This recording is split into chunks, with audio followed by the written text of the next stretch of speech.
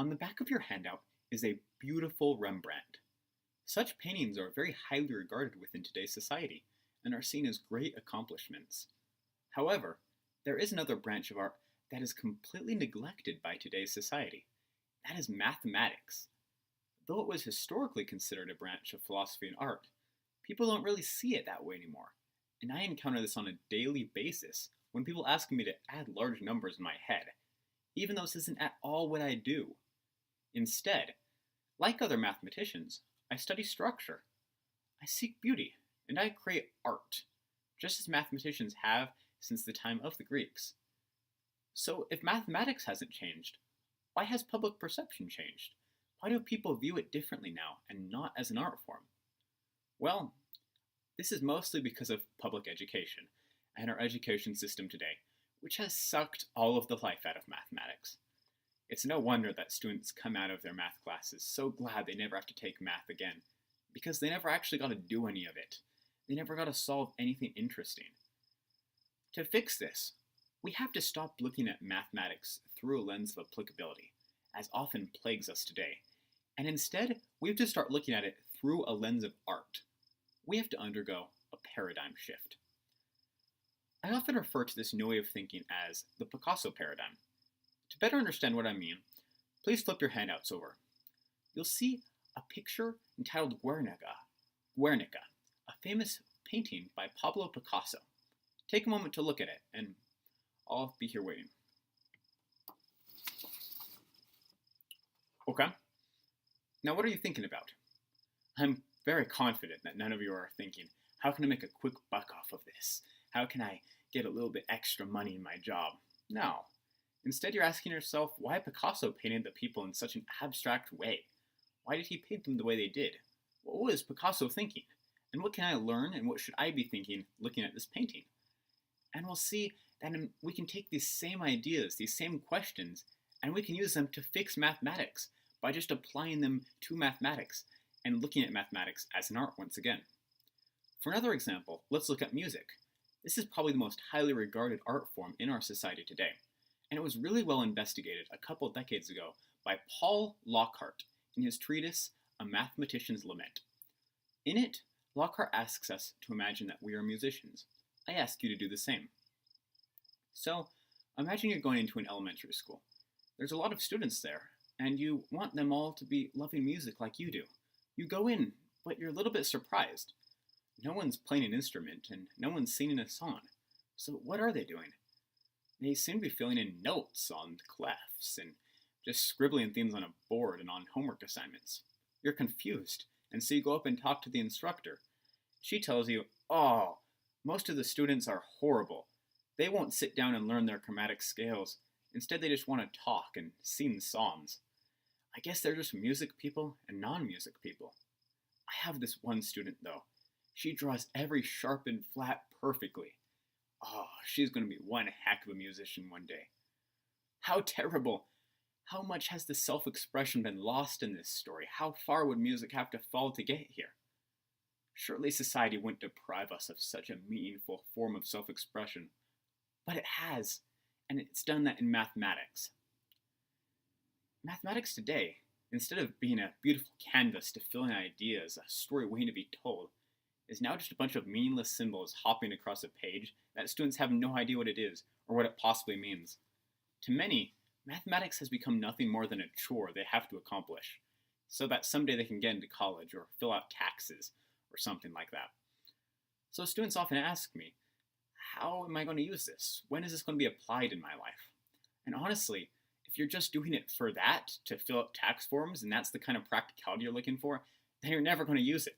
You never need to memorize the quadratic formula because you're never going to actually need to plug in numbers into it.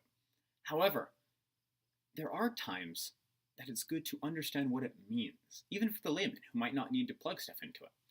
There's a bit of grasp of knowledge you get, and this is even true outside of mathematics. This is true of all learning. But within mathematics in particular, the structures we learn can help you look at life differently. And we'll get back to this in a little bit. First, let's look at what happens in other classrooms. So we go to painting classes, music classes, drawing classes. What are the students saying in there? Well, they're not saying, How can I apply this? Because there seems to be a general understanding that you can have art for its art's sake. You can learn just for learning's sake. And this seems to be really appreciated within art forms today. People seem to really grasp that you can draw and you can have great works of art that aren't going to make you a lot of money. They might not help people do better at a job, and they might not help you fill out tax forms or do things like that required for being a citizen. But they do help you become a better citizen. They help you to better understand yourself. They help you better to express yourself and better yourself. It's through this lens of art that we really need to view mathematics. We need to return back to this and throw away this lens of practicality and applicability that we seem to be focusing on and holding on to so much. There's 2 steps to accomplishing this. The first step is viewing mathematics as an art. And to do that, we have to understand what mathematics really looks like.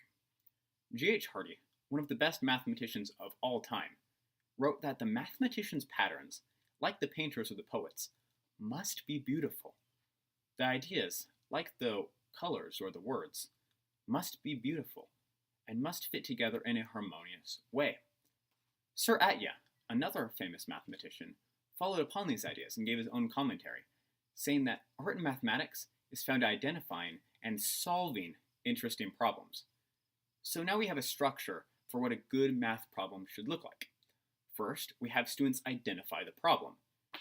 Then, we have them ponder it in their minds. They need to think of different routes of attack they could take before they start writing.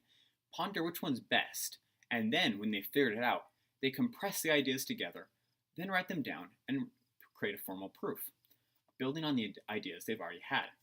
This is quite different than how worksheets are usually done in schools today, where at the top of the worksheet it has the formula you're supposed to use, and then has a bunch of lines of work where students are expected to just apply this formula over and over and over until it burns it in their mind, hopefully, so that one day they can walk around saying negative b plus or minus square root of blah blah blah, even though they'll never have to actually throw any numbers into that formula in their daily lives. So the second step to viewing mathematics as an art is to actually implement it in a classroom. We can't just take it and look at it this way without trying to give that idea to our students, because it's our students who will become teachers. It's them who will educate our society. So this all really comes down to the teachers implementing it. Instead of having students memorize the quadratic formula, we're going to teach them what it means. We're going to show them how it came about. We're going to tell them all about the Italians who spent years waiting and hiding their secrets so that they could go to battle, and whoever won would get to kill the other person and take all of their wealth, all of their position. I mean, that's an awesome story that explains where it came from, why it's such a famous formula, but that's never actually taught in schools today. They're just told to memorize the formula. Another example is the Pythagorean theorem. It took 1,000 years for it to be discovered, which is why I'm not proposing purely discovery-based learning. We can't learn that way. Our students won't make up all that time. We can give them a plastic triangle, though, and tell them to have fun with it. You have an hour, kids. Now go do what you want with this and go figure out any properties you can. And they probably will. They'll find symmetries. They might figure out how to approximate the area. They'll calculate some circumferences. They'll just play around with it, see what shapes they can build. And sure, this isn't a proof of the Pythagorean theorem, but it's a start. Then, we give the students a little bit more. We lecture, we teach for a little bit until they get another idea, and then we allow them to take this idea and roll with it. We let them go and build more on this knowledge. They discover new things, and then we give them a little bit more. Then they discover new things, then they get a little bit more. And eventually, we get a proof of the Pythagorean theorem. Eventually, we get there, and we have it. And it's been organic growth by the students. The Greek philosopher Plato wrote above his door, "Let no man ignorant of geometry enter here." What did he mean by this? Why would a philosopher care that everyone who goes into his school understands mathematics? Well, perhaps the best commentary on this is by Bernard Susan, an expert on Plato's dialogues, who writes the following: "For Plato, geometry, as well as all other mathematical sciences, is not an end in itself, but only a prerequisite meant to test and develop the power of abstraction. This still holds true today. If we don't give students the opportunity to abstract, to take the ideas they already have and build new ideas, to create new ones, then we've lost the essence of mathematics." So, After people ask me to add big numbers in my head, I tell them I can't. They naturally ask, what is it that mathematicians actually do? What do I do? Well, I tell them that I'm an artist. I tell them that I find structure, I find beauty, and that I implore everyone else to view mathematics the same way. Just as a Picasso looks like mere brushstrokes if we get too close, so can mathematics look like a bunch of theorems and useless memorization if we get too close. Instead, we have to step back, and we need to look at mathematics from the big picture.